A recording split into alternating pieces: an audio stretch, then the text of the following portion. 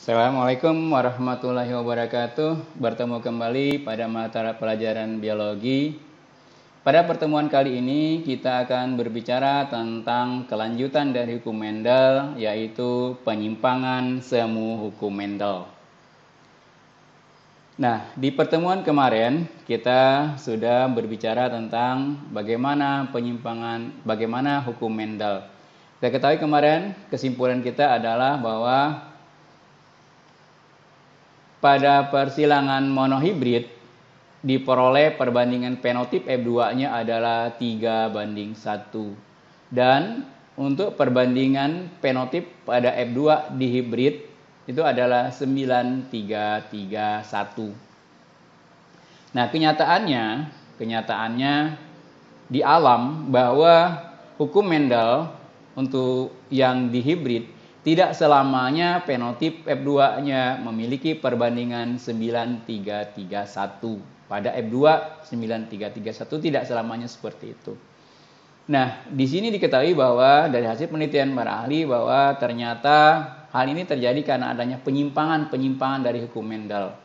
Nah, penyimpangan hukum Mendel itu diantaranya karena adanya interaksi gen, karena adanya kriptomeri, karena adanya epistasis-hipostasis, karena adanya polimeri, karena adanya gen komplementer, karena ada gen dominan rangkap, dan karena adanya gen penghambat. Nah, faktor-faktor inilah yang menyebabkan timbulnya penyimpangan semu hukum Mendel. Nah, mari kita bahas satu demi satu mengapa hukum Mendel ini terjadi. Yang pertama, kita akan berbicara tentang interaksi gen. Nah, interaksi gen ini contohnya adalah jenger ayam. Nah, kalau perhatikan jenger ayam itu ada yang bersifat single, ada bersifat PA, ada sifat walnut, ada bersifat rose. Ya. Nah, kenapa hal ini bisa terjadi? Kita lihat. Ya. Hal itu terjadi karena adanya dua gen atau lebih yang bekerja sama untuk membentuk sifat baru. Jadi terjadinya interaksi gen itu karena adanya dua gen atau lebih yang saling bekerja sama untuk membentuk sifat baru. Nah, sifat pada jenger ayam itu ada dua sifat, yaitu sifat P, gen P, dikendalikan gen P, itu disebut dengan PA atau biji. Kemudian yang kedua adalah gen R atau ros atau mawar atau gerigi. Nah, ini dua buah gen dominan yang mengendalikan sifat jengger pada ayam, yaitu gen P dan gen R besar. Nah, sementara filialnya R besar dan R kecil itu akan menempatkan sifat yang sama, yaitu sifat single. Ya, sifat single. Nah, jika gen P dan gen R ini bekerja sama atau bertemu, maka muncul sifat baru yang itu disebut dengan sifat walnut. Nah, bagaimana peristiwanya? Kita lihat ilustrasi berikut. Ya. Misalnya kita punya parental dengan sifat rose. Jadi fenotipnya ada rose, dengan genotipnya adalah R besar dan P kecil. Nah, dikawinkan dengan jenger PA dengan genotip P kecil, R kecil, P besar. Nah, jadi kalau dia hanya memiliki R-nya saja yang besar, yang lainnya kecil, maka dia akan menjadi rose. Sementara kalau P-nya saja yang besar, maka dia akan menjadi PA. Nah, ini kita ketahui gametnya dari yang rose, pasti gametnya adalah R besar, P kecil. Sedangkan yang PA, gametnya adalah R kecil, P besar. Nah, maka jika terjadi perkawinan antara rose dengan PA, maka diperoleh keturunan F1-nya dengan genotip R besar, R kecil, P besar, P kecil. Nah, di sini kelihatan adanya R besar dan P besar yang berada di dalam satu tempat. Beda halnya dengan ini tadi, ini hanya ada R besar, di sini hanya ada R kecil. Nah, di sini ada R besar, ada R kecil. Nah, dengan adanya R besar, R kecil, maka dua gen dominan itu dia akan saling bekerja sama. Nah, bekerja sama untuk apa? Untuk membentuk sifat baru. Nah, ini sifatnya tadi. Sifat barunya adalah sifat walnut. Nah, ini sifat walnut. Nah, kalau ini kita teruskan lagi untuk memperoleh F2-nya, maka kita ketahui kemarin F2 itu diperoleh dari penyilangan F1 dengan F1. Nah, penyilangan F1 dengan F1. Nah, maka F1-nya tadi walnut, kita silangkan dengan walnut lagi, maka sifat walnut ini kalau kita lihat genotipnya adalah maka akan menjadi 4 jenis dan 4 buah. Nah, masih ingat kemarin cara mencari 4 jenis, cara mencari jenis gamet dan cara mencari jumlah gamet, ya. Ingat dengan rumus 2 pangkat N. Nah, kalau jumlah gamet 2 pangkat N, N-nya adalah sifat beda atau tanda beda. Nah, kalau ini berarti R besar dan P besar, maka 2 sifat, maka berarti 2 pangkat 2. 2 pangkat 2 adalah 4. Maka jumlah gametnya 4. Nah, jenisnya di sini ada 4 jenis. R besar, P besar, R besar, P kecil, R kecil, P besar, dan R kecil, P kecil. 4 jenis. Nah, kenapa 4 jenis? Kita lihat kemarin, kalau kita perhatikan yang walnut ini, R besar, R kecil, P besar, P kecil. Nah, ingat, 2 pangkat N juga untuk mencari jenis gamet. Tapi N-nya adalah berupa jumlah gen heterozigot. Nah, yang heterozigot ada berapa itu? Ya, tentunya ada 2, yaitu R besar, R kecil pertama, dan P besar, P kecil 2. Nah, maka karena jumlah heterozigotnya 2, maka 2 pangkat 2 menjadi 4. Maka jumlah jenis, ya, jumlah jenis gametnya juga 4. Nah, ini kalau kita lanjutkan perkawinan ini, yaitu dengan menggabungkan gamet dengan gamet, baik gamet jantan maupun gamet betina, maka akan muncullah seperti papan catur ini. Ya. Nah, kita lihat berikutnya. Nah, dia akan muncul seperti ini. Kalau kita kawinkan, ya. Ya. Jadi kalau kita silangkan dari papan tadi, maka akan ketemu 9 kombinasi, ya. R besar, R besar, P besar, P besar, R besar, R besar, P besar, P kecil, R besar, R kecil, P besar, P besar, R besar, R kecil, P kecil, P kecil, R besar, R kecil, P besar, P kecil, dan seterusnya.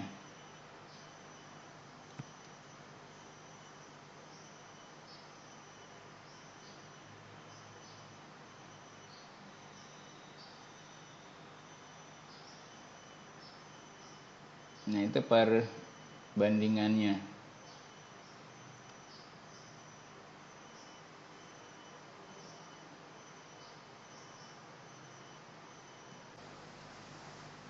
Baik. Nah, perhatikan bagian ini bahwa dikatakan tadi untuk interaksi gen itu perbandingan F2-nya adalah 9331.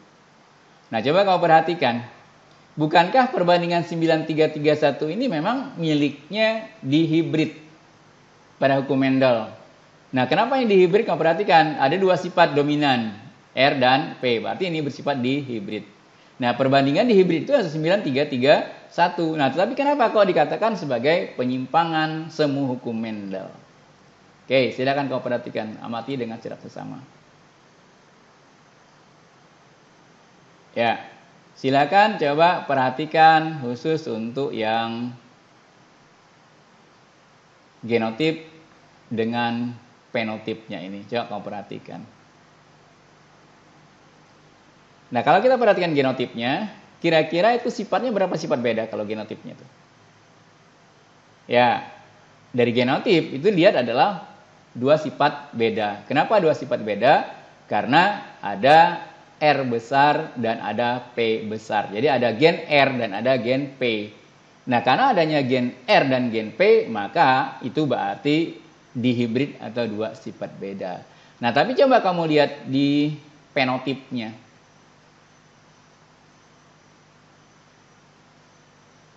Fenotipnya khusus untuk yang 4 di atas, ya. Yang R besar, P besar, P besar. Yang ada R besar, dan P besar, P besarnya. Nah, fenotipnya menjadi apa? Ya, fenotipnya menjadi 1 sifat beda. Kenapa 1 sifat beda? Karena hanya ada sifat lain muncul. Ya. Hanya ada ros, PA, dan belah. Nah, ini jadi penyimpangan semuanya di sini. Penyimpangan semuanya adalah di sifat fenotipnya. Ya, perbandingan fenotipnya sama 9331, tetapi sifat fenotipnya yang menyimpangnya di sifat fenotipnya. Harusnya ini adalah Rospea kalau dia tidak menyimpang. Tapi kenyataannya menjadi walnut, hanya satu sifat beda. Harusnya dua sifat beda. Nah, itu kenapa interaksi gen ini disebut dengan penyimpangan semu hukum Mendel. Baik, kita lanjut ke berikutnya. Sifat berikutnya adalah sifat cryptomeri. Nah, cryptomeri ini pertama kali ditemukan oleh Pak Correns. Nah, apa itu cryptomeri? Cryptomeri adalah peristiwa gen dominan tersembunyi atau tertutup oleh gen dominan lain dan baru nampak apabila tidak bersama gen dominan tersebut. Nah, beda halnya dengan yang interaksi tadi ya. Jadi kalau interaksi tadi adalah dua gen dominan yang saling bekerja sama untuk memunculkan sifat baru. Nah, sedangkan cryptomeri adalah sifat gen dominan yang tersembunyi atau tertutup oleh gen dominan lain. Nah, contohnya adalah pada sifat bunga Linaria marocana. Nah, sifat bunga Linaria marocana itu dikendalikan oleh gen A besar yang mengandung antosianin dan gen A kecil yang tidak mengandung antosianin, dan gen B besar yang menyebabkan suasana basah dan gen B kecil menyebabkan suasana asam. Nah, di sini akan muncul jika gen A bersama dengan gen B besar. Nah, gen A besar ini adalah menjadi warna merah apabila dia berada dengan B kecil. Tapi jika A besar bersama dengan gen B besar, itu menimbulkan warna ungu. Ya, jadi jika gen A besar bersama dengan bersifat asam, maka dia akan berwarna merah. Tapi jika gen A besar bersama dengan sifat basa, maka dia akan menjadi ungu. Nah, bagaimana hasil penyilangannya? Kita lihat. Nah, misalnya ini kita menyilangkan dua tanaman Linaria marocana. Yang pertama adalah A besar, B kecil, B kecil. Nah, A besar tadi, karena gen A besar itu memiliki antosianin, ada sifat basah, maka dia akan berwarna merah. Sifat asam, akan bersifat asam. Jadi di sini adalah gen A besar memiliki sifat asam, maka warna merah. Tapi berikutnya adalah adanya B besar. B besar tadi, kita lihat sifatnya apa B besar tadi. Nah, B besar itu adalah menyebabkan suasana basah. Jadi jika suasana basah, maka dia akan menjadi warna putih. Nah, maka genotip gametnya, sudah ketahui bahwa genotipnya gamet, cari-cari gamet dulu, ini berarti gametnya adalah A besar, B kecil, di sini adalah A kecil, B besar. Nah, maka kalau kita satukan F1-nya maka menjadi A besar, B besar, A besar, A kecil, B besar, B kecil. Ya. Maka dia akan menjadi warna ungu. Nah, kenapa ungu tadi? Karena adanya gen yang tertutup. Ya. Jadi gen A besar ini tertutup. Tertutup oleh siapa? Tertutup oleh B besar. Ya, di warna ungu. Nah, kalau kita lanjutkan sampai ke kedua, maka akan muncul seperti ini. Ya. Jadi kalau ada A besar, B besar, maka dia akan berwarna ungu. Jika hanya A-nya saja besar, ya, jika hanya A saja besar, ada B kecil, maka dia akan berwarna merah. Kenapa? B kecil tadi adalah bersifat asam. Jadi antosianin, jika ada asam, maka dia akan berwarna merah. Nah, kemudian jika tidak memiliki antosianin, ada sifat basah atau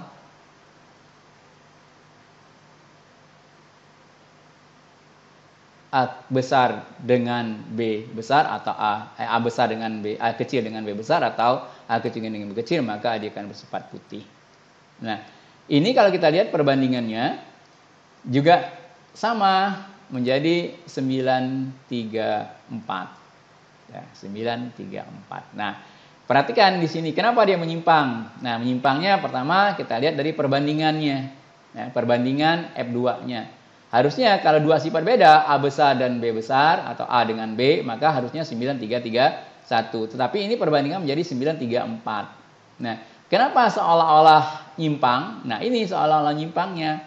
Seharusnya kalau yang sifatnya normal, dominan dan resesif, maka yang ini A kecil, B kecil, B kecil berbeda sifatnya dengan yang A besar, A kecil, B besar, dengan A kecil, B besar, B kecil. Karena di sini tidak ada yang gen dominan. Ini punya gen dominan. Nah, tapi karena tadi adanya sifat yang saling tertutup, ya ada muncul seperti itu. Ya. Jadi ini kenapa jadi warna putih? Karena ingat, dia tidak memiliki antosianin. Ya. A kecil itu tidak memiliki antosianin. Jadi B besar itu ditutup oleh antosianin. Ya, tidak memiliki antosianin. Sehingga muncul dia apapun. Kalau ada A kecil maka tidak memiliki antosianin, maka dia akan muncul warna putih. Nah, itu sifatnya untuk yang cryptomeri. Jadi ingat, cryptomeri ini adalah sifat dominan yang tertutup oleh sifat dominan lain. Baik, selanjutnya mari kita lanjutkan tentang penyimpangan semu Komendel ini, yaitu penyimpangan semu Komendel yang ketiga. Nah, penyimpangan semu Komendel yang ketiga adalah tentang epistasis dan hipostasis. Ingat, yang pertama tadi adalah interaksi gen, yang kedua adalah cryptomeri, ya. Yang ketiga ini adalah epistasis dan hipostasis. Nah, ini adalah penyimpangan semu Komendel yang ketiga dikemukakan oleh H. Nelson dan Ekle. Nah, kenapa ini terjadi? Karena ada gen dominan yang menutupi gen dominan lain. Kalau interaksi tadi adalah dua gen dominan yang bekerja sama. Kalau cryptomeri adalah gen dominan yang tersembunyi oleh gen dominan lain. Nah, yang ketiga ini adalah gen dominan yang ditutupi oleh gen dominan lain. Nah, gen yang menutup itu disebutkan epistasi, sedangkan yang ditutup adalah hipostasi. Nah, contoh dari epistasi hipostasi ini adalah warna kulit pada biji gandum. Ya. Nah, misalnya ini gandum, kulit bijinya dikendalikan oleh dua buah gen, yaitu gen H besar berwarna hitam dan gen K besar berwarna kuning. Ya. Gen H besar berwarna hitam, gen K besar berwarna kuning.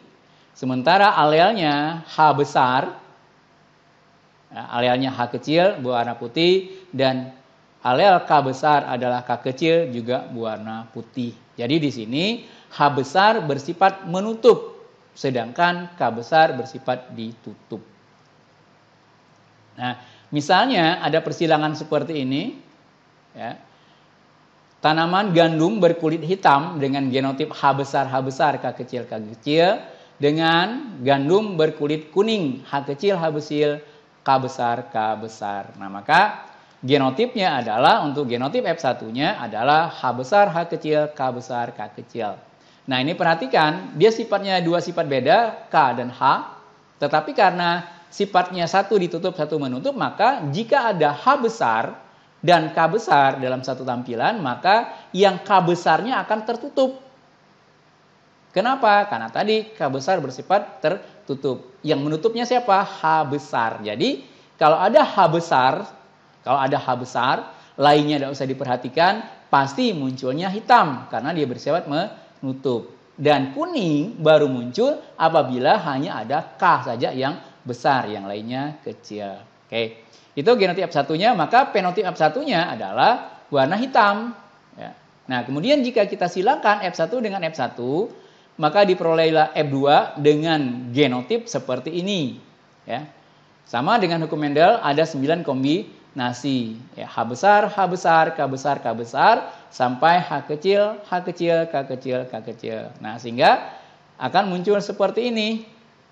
Karena ingat tadi, jika ada H besar maka jadi hitam, jika ada K besar saja maka kuning, jika tidak ada yang besar maka akan berwarna putih. Maka yang munculnya adalah hitam, kuning, dan putih. Nah, hitamnya kalau kita hitung akan menjadi 12, kemudian kuningnya akan menjadi 3, dan putihnya akan menjadi 1. Nah, jadi epistasis hipostasis pada F2-nya perbandingannya adalah tidak 9331 tetapi 1231. Nah, kenapa ini disebut hukum Mendel? Sekali lagi, pertama karena dia 2 sifat menjadi 1 sifat. Kalau perhatikan di sini, ini kan harusnya 2 sifat fenotipnya, tapi menjadi 1 sifat, hitam saja. Ini kuning saja dan ini putih. Nah, 12 ini dari mana datangnya? 12 ini sebenarnya datangnya adalah 9 tambah 3. Nah, 9 tambah 3. Kenapa? Kalau kita lihat 1, 2, 3, 4 itu harusnya kan penampakannya adalah hitam kuning. Harusnya penampakannya hitam kuning kan? Nah, tapi karena di sini bersifatnya tertutup, kuning tertutup, maka dia muncul hitam. Nah, ini jumlahnya ada 9. Ya. Sedangkan yang benar-benar hitam itu adalah hanya nomor 5 dan nomor 6 karena memiliki H besar. Nah, tapi karena H besar menutup, maka keseluruhan jika ada H besar maka menjadi hitam. Jadi hitam itu sebenarnya adalah berasal dari 9 hitam kuning dengan 3 hitam. Jadi totalnya adalah 12. Oke. Nah, kenapa disebut penyimpangan hukum Mendel? Karena seolah-olah menyimpang padahal tidak. Gitu. Nah, kenapa tidaknya? 931-nya tetap 9331. Tapi berubah menjadi 12. Kenapa? Karena penjumlahan dari 9 tambah 3. Karena adanya sifat yang tertutup dan ditutup. Oke, kita lanjutkan yang berikutnya. Polimeri. Poli artinya banyak. Ya, jadi artinya polimeri adalah sifat yang dikendalikan lebih dari 1 gen. Nah, makanya disebut dengan polimeri. Sifat yang dikendalikan lebih dari 1 gen. Ya, jadi satu sifat dikendalikan oleh banyak gen atau banyak sifat dikendalikan oleh 1 gen. Kita lihat di sini misalnya warna. Ya, warna pada kulit manusia. Nah, warna kulit manusia itu adalah hitam dan putih. Nah, hitam itu dikendalikan oleh M besar, sedangkan putih dikendalikan oleh M kecil. Nah, tetapi hitamnya itu ada 2, M1 dan M2. Ya, jadi sama-sama mengendalikan hitam. M1 hitam, M2 hitam. Nah, cuman nanti derajat kehitamannya berbeda. Kita lihat, misalnya ada seorang ya, menikah antara M besar, M besar 1, M kecil 2, M kecil 2 hitam, kemudian M kecil 1, M kecil 1, M besar 2, M besar 2 juga hitam. Nah, kenapa hitam? Karena M1 mengendalikan hitam, M2 juga mengendalikan warna hitam. Nah, makanya tadi dikatakan satu sifat dikendalikan oleh lebih dari 1 gen. Ya. Satu sifat dikendalikan 2 gen. Nah, M1 dan M2 sama-sama mengendalikan warna hitam. Nah, maka jika orang warna hitam dengan genotip ini, maka anaknya seluruhnya akan menjadi hitam. Ya, seluruh anaknya akan menjadi hitam. Nah, dengan genotip M1 besar, M1 kecil, M2 besar, M2 kecil. Oke, hitam semua. Nah, jika ini orang hitam dengan M1 besar, M kecil 1, M besar 2, M kecil 2, dengan sesamanya, dengan yang tipe warna kulit yang sama, maka akan muncul 9 kombinasi ini. Maka anak-anaknya, kemungkinan anak-anaknya pasti hitam, tapi akan ada muncul 1 orang yang berwarna putih. Kenapa? Karena ada munculnya M kecil 1, M kecil 1, M kecil 2, M kecil 2. Nah, cuman derajat hitamnya berbeda. Ya. Ini hitam, cuman derajat hitamnya beda. Yang paling hitam adalah nomor 1. Yang paling tidak hitam, tapi tetap masih hitam adalah yang nomor 8. Nah, hitamnya ini istilahnya adalah kulit berwarna. Dari warna hitam, kemudian sawo matang, sampai kuning langsat. Nah, jadi biasanya adalah yang nomor 1 dan nomor 2, nomor 1 adalah hitam, ya, nomor 1 adalah hitam. Nah, kemudian yang nomor 2, 3, 2, 3, ya, 2 dan 3 itu adalah sawo matang.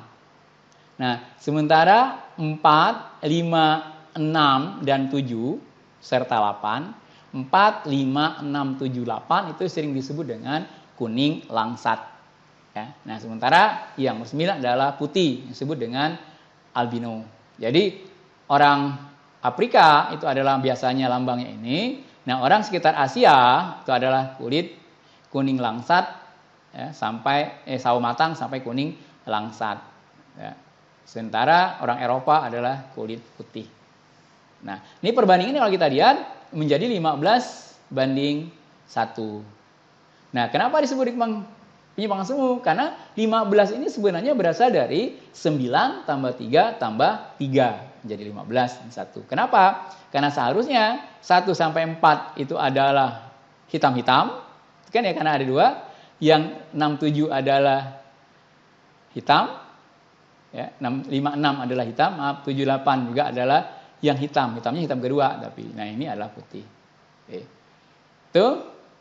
Nah, silakan penyimpangan semu hukum Mendel yang lainnya silakan kamu pelajari. Ya, yang jelas kita di sini sudah berbicara tentang hukum Mendel. Tadi yang pertama penyimpangan hukum Mendel yang pertama adalah tadi tentang interaksi gen, ya, interaksi gen. Yang kedua tadi adalah tentang kriptomeri, ya, kriptomeri. Yang ketiga adalah epistasis dan hipostasis, dan yang keempat adalah polimeri. Nah, sementara penyimpangan semu hukum Mendel yang lainnya tadi kita lihat ada 7. Ada gen komplementer, ada gen dominan rangkap, dan ada gen penghambat. Silakan kamu pelajari lebih lanjut. Jika ada yang tidak dimengerti, silakan ditanyakan. Demikian pertemuan kita hari ini tentang penyimpangan suku Mendel. Wabillahi taufiq wal hidayah. Wassalamualaikum warahmatullahi wabarakatuh.